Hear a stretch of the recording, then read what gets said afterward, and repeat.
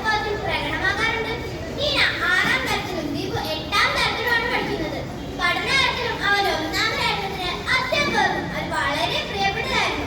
നീന ഒരു സംസാരപ്രിയയായിരുന്നു. അവളുടെ പൊങ്ങച്ച വർത്താനം കേൾക്കാൻ എല്ലാ കുട്ടികൾക്കും ഒരു കൗതുകം തന്നെയായിരുന്നു. അങ്ങനെ ദിവസങ്ങൾ കഴിഞ്ഞുപോയി. ഹൈസ്കൂൾ വിദ്യാർത്ഥിനിയായ ദീപുവിന്റെ സ്വഭാവത്തിൽ മാറ്റം വരാൻ തുടങ്ങി. സ്കൂളിലേക്ക് വന്ന് ദീപു അമ്മയുടെ കയ്യിൽ നിന്ന് പൈസ വാങ്ങാൻ തുടങ്ങി. പിന്നീട് അതൊരു തുടർക്കഥയായി മാറി.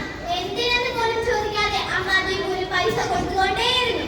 ദിനം തോറും ദീപുവിന്റെ സ്വഭാവങ്ങൾ മാറിക്കൊണ്ടേയിരുന്നു. പഠനത്തിൽ മോശമായി, അധ്യാപകരോട് മോശമായി പെരുമാറി. എന്തിനും ഏതിനും ദേഷ്യം മാത്രം. അവസാനം പ്രിൻസിപ്പൽ പറഞ്ഞു, ദീപു നീ അമ്മയെ വിളിച്ചുകൊണ്ട് വരാതെ ക്ലാസ്സിൽ കയറരുത് എന്ന്. ദീപു അമ്മയെ വിളിച്ചുകൊണ്ട് വന്നു. തന്റെ മകന്റെ ഓരോ കുറ്റങ്ങളും കേട്ട അമ്മ അവിടെ പൊട്ടിത്തെറിച്ചു കൊണ്ടുവന്നു. അവൻ എന്റെ മോനാ, അവനോട് തെറ്റും ചെയ്യില്ല. നിങ്ങൾക്ക് അവനോട് വലിയ ദേഷ്യവും കാണും. അതാ ഇതെല്ലാം കണ്ടുകൊണ്ടുവന്ന ദീപുവിന്റെ കണ്ണിലെ കള്ളത്തരം ആരും തിരിച്ചറിഞ്ഞില്ല. പിന്നീടുള്ള ദിവസങ്ങളിൽ അധ്യാപകരും ദീപുവിനെ നന്നാക്കിയെടുക്കാനുള്ള ശ്രമം വിട്ടു. കാരണം ഇന്നത്തെ കാലഘട്ടത്തിന്റെ പോക്ക് അങ്ങനെയാണല്ലോ. ഗുരുജനങ്ങളുടെ വാക്കുകൾ തെറ്റായി വ്യാഖ്യാനിക്കുന്നത് പതിവാണല്ലോ. വെറുതെ നന്നാക്കാൻ നോക്കിട്ടെന്തിനാ ജയിലിനകത്താവുന്നേ? ദിനം തോറും ദീപുവിന്റെ സ്വഭാവമായിട്ട് ഞങ്ങൾ നാട്ടിലെങ്ങും പകർന്നു. എന്നാൽ ദീപുവിന്റെ അമ്മ അതൊന്നും വിശ്വസിച്ചില്ല. തന്റെ മകന്റെ ന്യായീകരണ വാക്കുകൾ അന്ധമായി തന്നെ വിശ്വസിച്ചു. അങ്ങനെ ഇരിക്കെ ഒരു ദിവസം രാത്രി ഏറെ വൈകിട്ടും ദീപുവിന്റെ മുറിയിൽ വെളിച്ചം കണ്ട അമ്മ ചെന്ന് നോക്കിയ ആ കാഴ്ച ആ അമ്മയുടെ സ്വബോധത്തെ നശിപ്പിക്കുന്നതായിരുന്നു. തന്റെ മകളുടെ കൈ നിരമ്പുകളിലേക്ക് നിർബന്ധിച്ച് ലഹരിവസ്തുക്കൾ കുത്തിയിറക്കുന്നത്. ഇത് കണ്ട അമ്മയ്ക്ക് എന്ത് ചെയ്യണമെന്നറിയില്ല.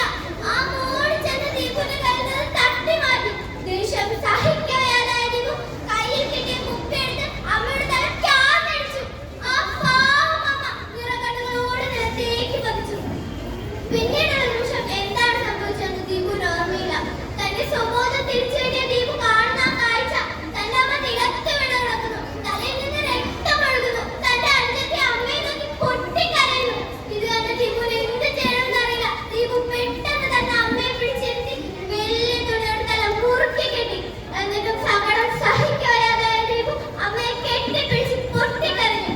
ആ പാവം അമ്മ നിറകണ്ണുകളോടെ ചോദിച്ചു, മോനെ ഞാൻ നിന്നെ എത്രയധികം സ്നേഹിച്ചു, എന്നിട്ടും നീ ഇങ്ങനെ ആയല്ലോടാ.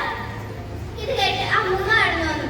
മോളെ നീ അവന് സ്നേഹവും പണവും ആവശ്യത്തിലധികം കൊടുത്തു. എന്നാൽ വേണ്ടതൊന്നും കൊടുത്തില്ല. പണ്ട് പഠിപ്പില്ലാത്ത അമ്മമാർക്ക് തന്റെ മക്കളെ ശരിയും തെറ്റും പറഞ്ഞു കൊടുത്തു വേണ്ടി വന്നാൽ ശിക്ഷിച്ചു.